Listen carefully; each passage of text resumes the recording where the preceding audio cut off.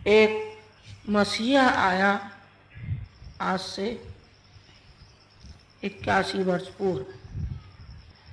मसीहा आया और वो दिशा बताता हुआ चला गया, वो राह बताता हुआ चला गया और उसने आवाज़ लगाई, हे दुनिया वालों, मेरी आवाज़ को तो जरा सुनो, मेरी आवाज़ को तो अपने हृदय में धारण करो।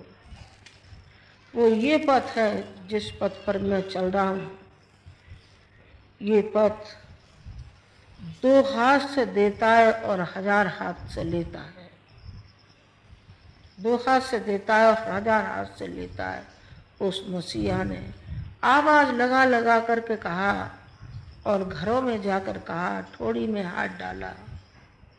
जो भी वो कुछ कर सकता था उसने इतना अपनी ज़िंदगी में किया कि शायद कोई व्यक्ति 10 बार जन्म ले तब भी उतना कार्य नहीं कर सकता। उस मसीहा ने इतना करके दिखा दिया कि एक ज़िंदगी में रहते हुए कितना कार्य हो सकता है, बशर्ते वो भगवान के प्रति उसके समर्पित भाव हो। तब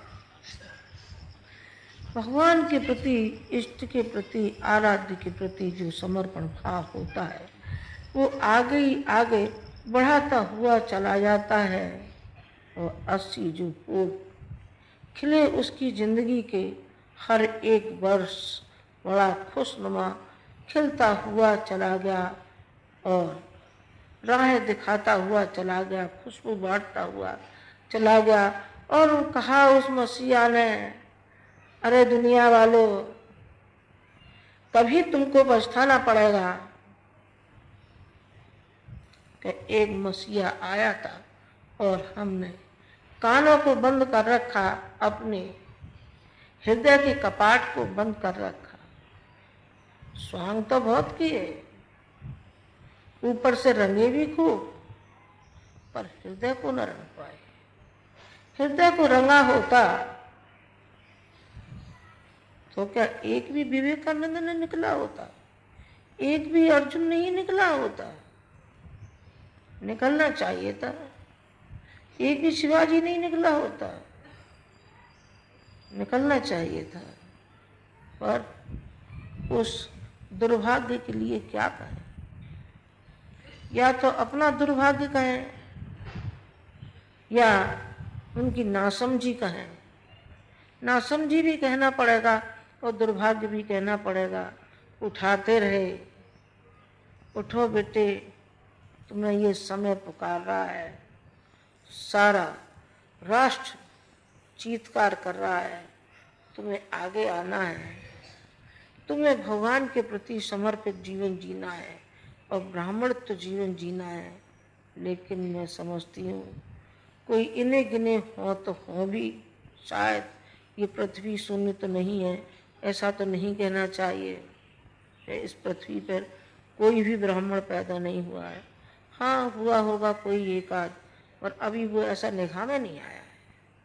निगाह में नहीं आया है जो कि छाती ठोक के ये कहे कि गुरुदेव, आपकी वाणी हमारे दिल में उतर गई है और हम उसी कदम पर चलेंगे जिस कदम पर आप चले और हमको रास्ता दिखाते हुए आपने कांटों को फूल बनाया।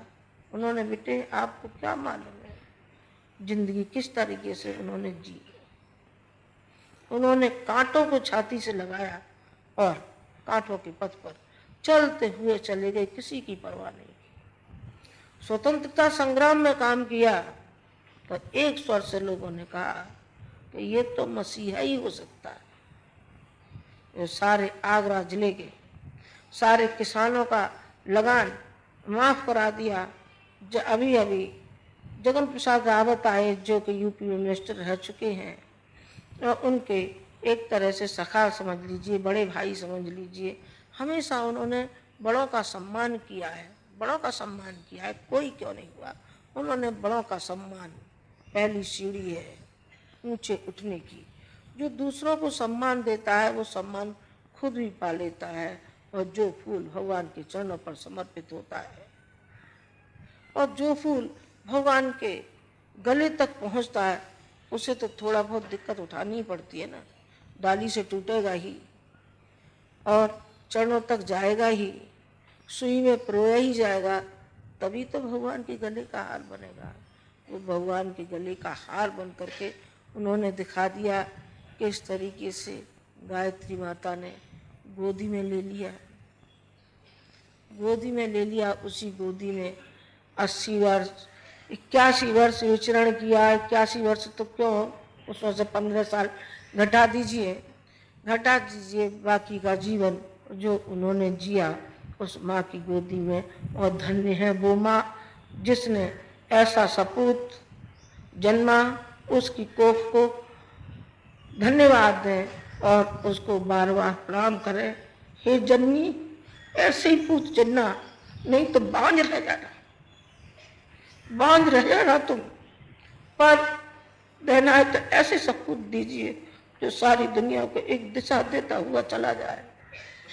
स्वयं कांटों के पथ पर चलता रहा और दूसरों को खुशियां बांटता हुआ चलता हुआ चला गया, उनको विश्वास दिलाता हुआ चला गया।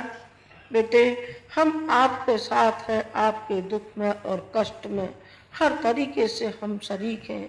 एक और भी काम किया, वो किया, उनको उठाने का, उंगली पकड़ के उठाया, पहुंचा पकड़ के उठाया, खुशामद करके उठाया और ताड़ना से भी प्रताड़ना से भी हर दृष्टि से अपने परिजनों को वो उठाता हुआ चला गया। वो मसीहा, उस मसीहा के साथ क्या गया, क्या गया?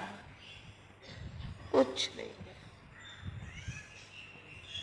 कुछ नहीं गया। तिल तिल करके इस मिशन के लिए और सारे विश्व के लिए तिल तिल अपने को गलाता हुआ चला गया, दीपक की तरीके से जलता हुआ चला गया और दूसरों को रोशनी, सारे विश्व को रोशनी बांटता हुआ चला गया। उसने ये परवाह नहीं की कि मेरा जीवन गलता हुआ चला जा रहा है, मैं तिल तिल जलता हुआ जा रहा हूँ। उसको खुशी थी, उसे जलने में ही खुशी थी। दीपक को जलने में ही खुशी होती है, क्योंकि उसका प्रकाश दूसरों तक पहुंचता है ना, दूसरों तक पहुंचता है। ये कौन समझता है? कोई सौभाग्यशाली जो होता है वही समझता है, वरना कौन समझता है? खुद गर्जी, खुद की जो लिप्साएं हैं वो आगे बढ़ने नहीं देती हैं। एक कदम पीछे पीछे हटने की कोशिश करता है व्यक्ति, आगे आने के लिए हिम्मत नहीं करता। लेकिन उन्होंने हिम्मत करके ये दिखाया। आपको बढ़ाने के लिए तो गुरुजी थे और अभी भी हैं, मैं ऐसा नहीं कहूँगी थे, क्यों हैं।